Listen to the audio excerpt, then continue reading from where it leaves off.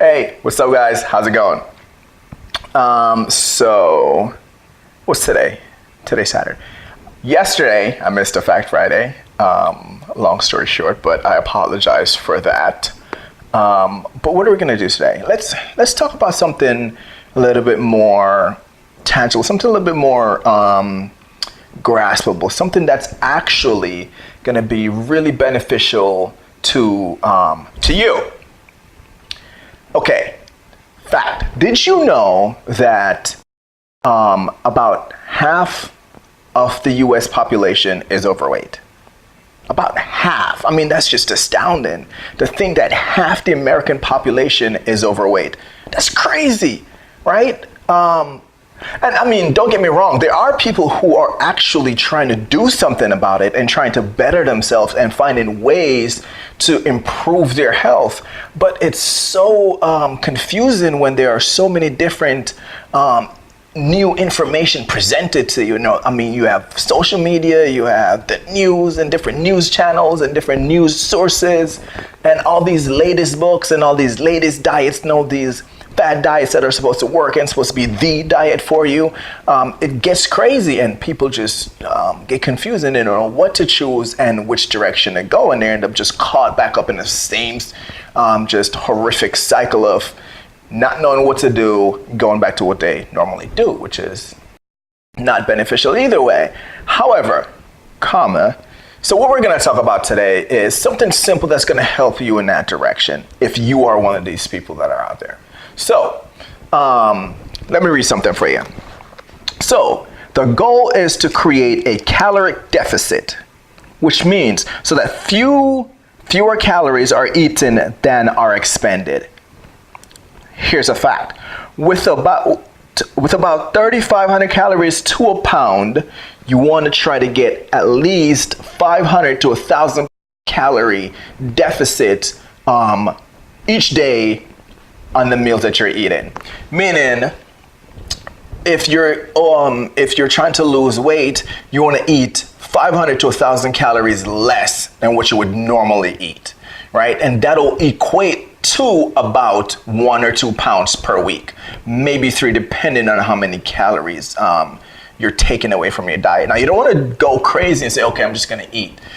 Normally I used to eat 3,200 calories and now I'm going to eat 1,500. That's insane because you're cutting your meal intake in half and your body's not used to that. So it's going to plummet, right? Your health and everything's going to start affecting you. So you want to kind of taper it off as you go along for that reason. And second reason too is you want to build a lifestyle so that eventually over time it becomes something that you normally do. It's kind of like that repetition. You do it once, you do it twice, then you start getting familiar, you do it 3 or 4 times, and it becomes routine, and then routine becomes permanent. So you just keep doing it, and then it becomes a part of what you do. So now you don't have to worry about eating a cheat meal, which doesn't exist, by the way. Then you can just eat regular. You just eat what you normally eat, and that's a part of your lifestyle. That's something to consider. So in a nutshell there, what you want to do is you want to focus on eating 500 to 1,000 calories less than what you normally eat. And then you want to increase your physical activity.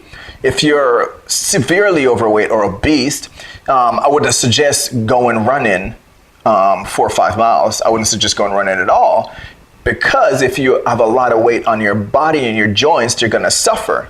So what you could do, or what you should do, is do low impact physical activity and monitor what you eat. So some of the things that you could do is probably go for a 45-minute walk.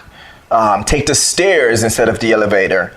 If your job is not too far away, bike to work, and then bring clothes to shower and change, because that's just gross.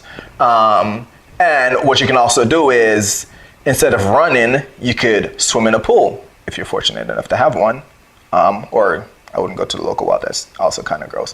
But there are different options that you could use, right? I mean, just crazy different options. So those are a couple things that you could do to help you. So again, kind of just double back it, going over the things that we went over. Yeah, that's what I meant. 500 to 1,000 calorie deficit per day. for the week, which equates to about a pound or 2 or 3, depending on how aggressive you are at losing weight, and increasing your physical activity. That is it. That's what you want to start doing. Now, with that said, I mean, if you're gonna do a 500 calorie deficit, don't do a 500 calorie deficit with a meal plan based on McDonald's. Be like, look, I had the double cheeseburger yesterday, so I'm only gonna get a single cheeseburger. It's not benefiting you. Those are empty calories. And it's also loaded with fat and no nutritional value. So you'll just be defeating the purpose. So implement some really good, healthy food into your diets. And there are different ways to do that. There's a lot of products out there that you could look up and you could create your own meal plan. You don't have to worry about creating fancy meals. Simple stuff. Brown rice, chicken breast works all the time with broccoli. But you could do it different ways. You could grill it, you could bake it, you could sear it over olive oil. So there's different ways to do that. And you could do salmon, and you could do spinach, and you could do brown rice with vegetables chopped up kind of like a stir fry with olive oil and some herbs and spices in there. So there are different ways to do it and just kind of make it exciting. And that's something for you to add to your diet. Cool. That chapter is closed. I hope that was actually beneficial, though. Seriously, this is stuff that I really do every day, and I encourage everyone to do it because it's the simple things that you could do that'll improve your health and your life and make it better. All right, cool. So now that we missed Friday yesterday, well, not we, I apologize. Sorry, forgive me. I have a fact for you. Boom, spinach. Love spinach. I put it in eggs all the time, every single time. Whether I'm having scrambled eggs, egg sandwich, or just a regular over easy, I put it on the top. So I love spinach. I put it in my smoothies. I put it in my salad. It's just overall great. And what I want to do is, because I love this vegetable so much, I'm actually going to read verbatim what this thing is. I mean, it's just so healthy. Not only was spinach encouraged in my life by Popeye the Sailor Man, because I grew up on that cartoon, but I just love the thing, man. It's just so good. All right, check this out. So, spinach is best known for its iron content, which boosts your red blood cells to help move oxygen around your body. Very important. Right?